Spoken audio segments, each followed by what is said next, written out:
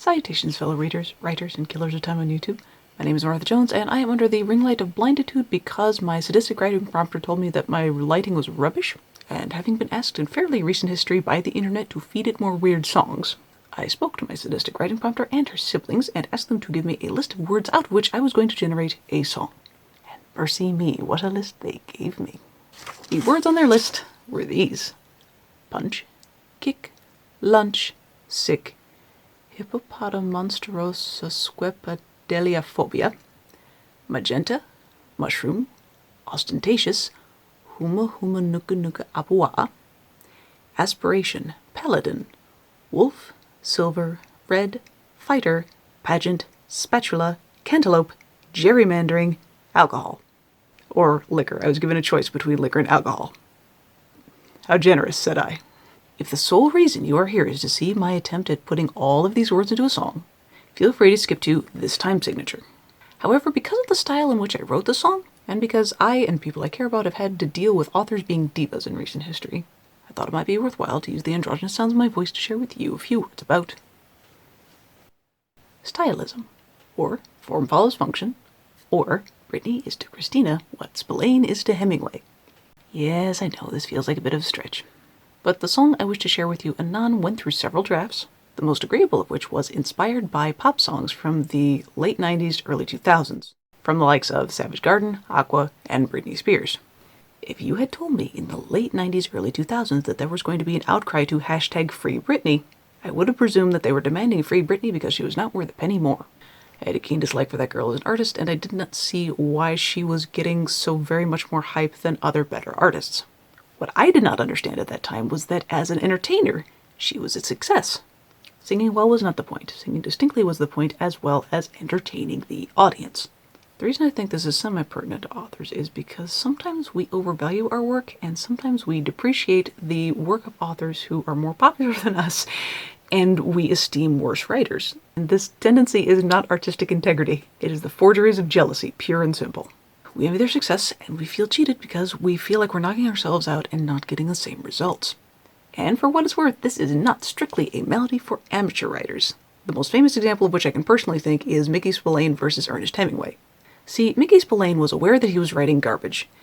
Fun, easy-to-consume garbage that he could dispense on a regular basis and get paid, as opposed to Hemingway, who had tunnel vision for that less marketable literary fiction stuff.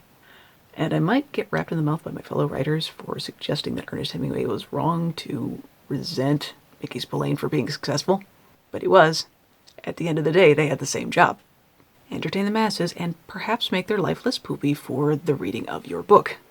Very truly, that's the best any of us can hope for. And I think some of us would have lower blood pressure overall if we embrace the notion that we're maybe not going for high art, that maybe we won't be required reading in 50 years, that our book may be one of 100 books that show a reader a good time this year, and that's all right.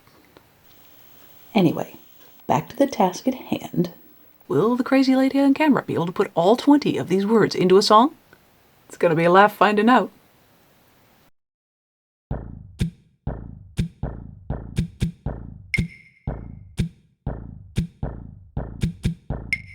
In the pageant of your mind, I'm just a fighter, you're a paladin. Punching, kicking, bending, breaking, howling like a wolf with silver bullets in. And you're seeing red, maybe magenta. Poor you wouldn't know a scepter from a spatula.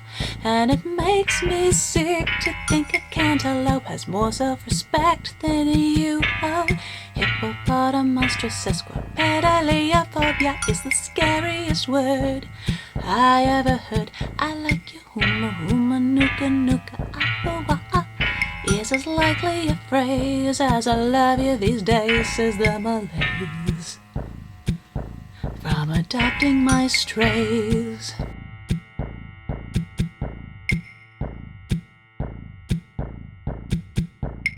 Gerrymandering aside, we should talk about some boundaries.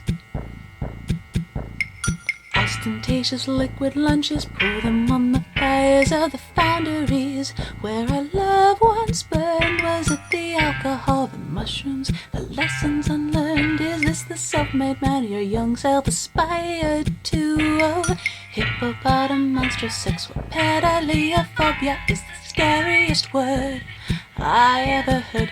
I like your Humuhumunukunukuapua'a is as likely a phrase as I love you these days, says the malaise from adopting my strays.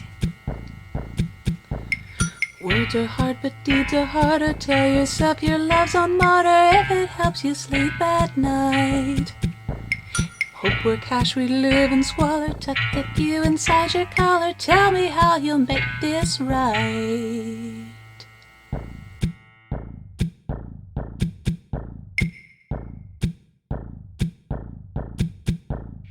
Hippopotam, monstrous sesquipedaliophobia is the scariest word I ever heard. I like your Humuhumunukunukuapua'a is as likely a phrase as I love you these days, says the malaise from adopting my strays.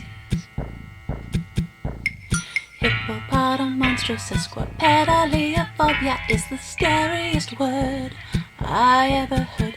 I like your Humuhumunukunukuapua'a is as likely a phrase as I love you these days, says the malaise from adopting my strays.